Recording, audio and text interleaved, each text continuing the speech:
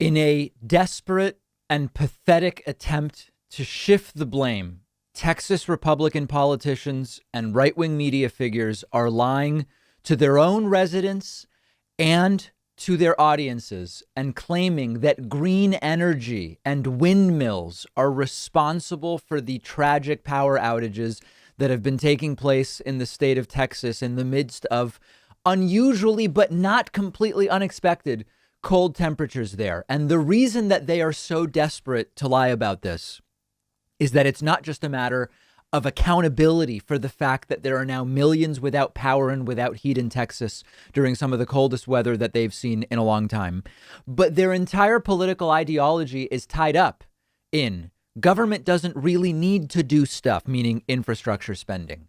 Green energy is bad. Their entire ideology is crumbling. And so now they are telling the lie that windmills are the reason that what's going on in Texas is now taking place. And these people include Republican Governor Greg Abbott not telling the truth. It includes Tucker Carlson. It includes many others. The problem in Texas is not wind energy, and we're going to go through it today. And out of this tragedy, there is the opportunity to inform about what happens when you ignore climate science. So here's what's going on. More than 2 million people are or have been without power in Texas. Why? Extremely low temperatures and snow are affecting the Texas power grid. Now, Republicans are saying the problem is wind power. Here is Tucker Carlson making the case. Good evening and welcome to Tucker Carlson tonight. Happy Monday. Well, the Green New Deal has come, believe it or not, to the state of Texas. And we're here with the report. How's it working out so far? Well, the good news is all that alternative energy seems to have had a remarkable effect on the climate, as intended. Last night, parts of Texas got to temperatures that we see in Alaska. In fact, they were the same as they were in Alaska. So global warming is no longer a pressing concern in Houston. We've solved that problem. The bad news is they don't have electricity. The windmills froze, so the power grid failed. Now, there are two big lies there. The first is that cold weather in Texas disproves so-called global warming.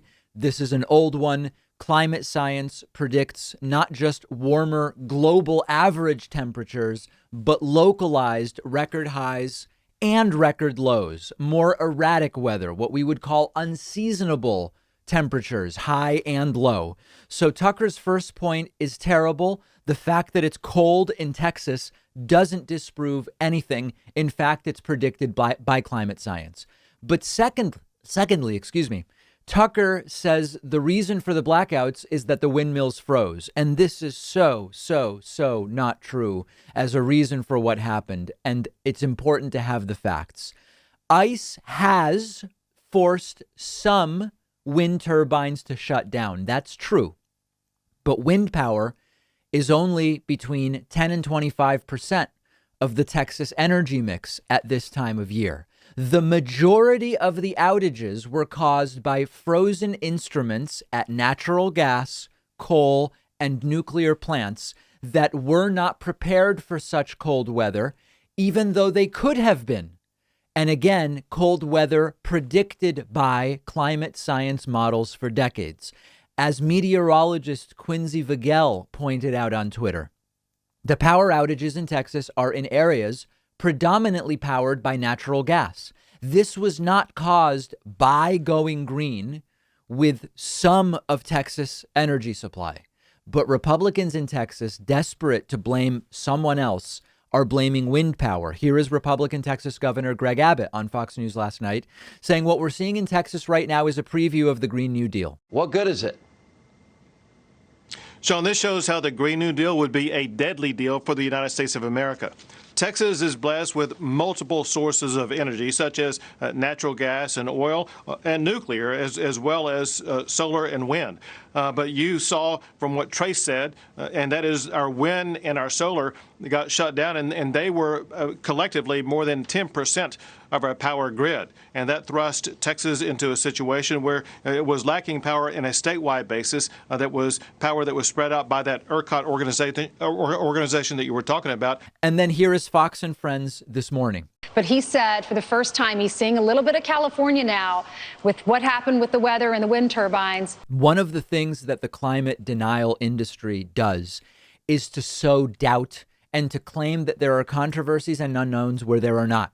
This is a really old playbook. It's described in the book Merchants of Doubt. They did it with smoking. When they couldn't do it with smoking, they shifted to doing it with secondhand smoke. They did it with acid rain. They did it with the pesticide DDT. They did it with the hole in the ozone layer.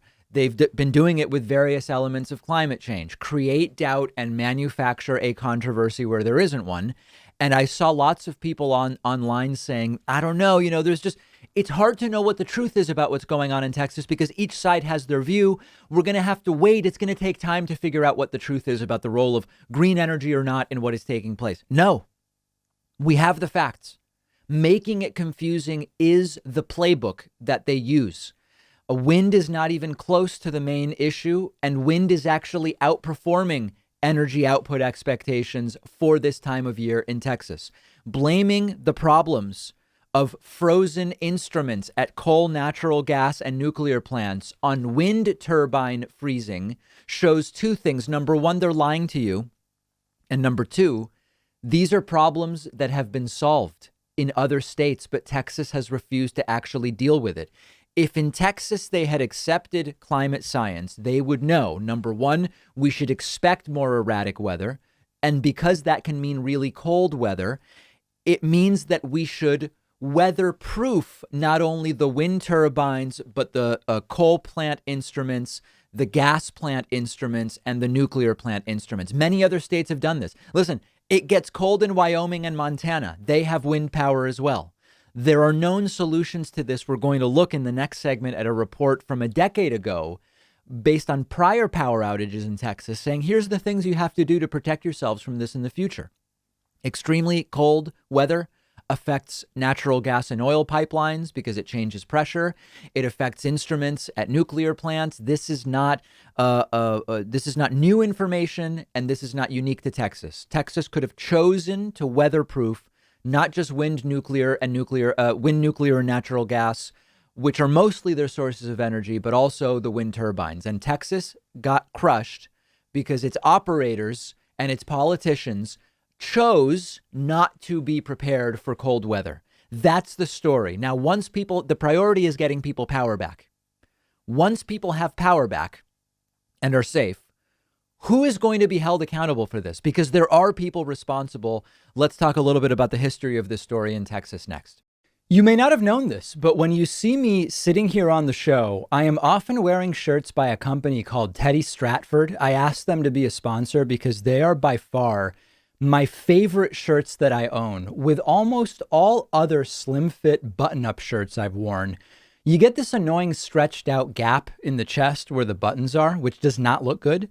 But what makes Teddy Stratford shirts unique is this patented zipper that's hidden underneath the buttons, which actually prevents the chest from looking weird and stretched out like that. It looks really good.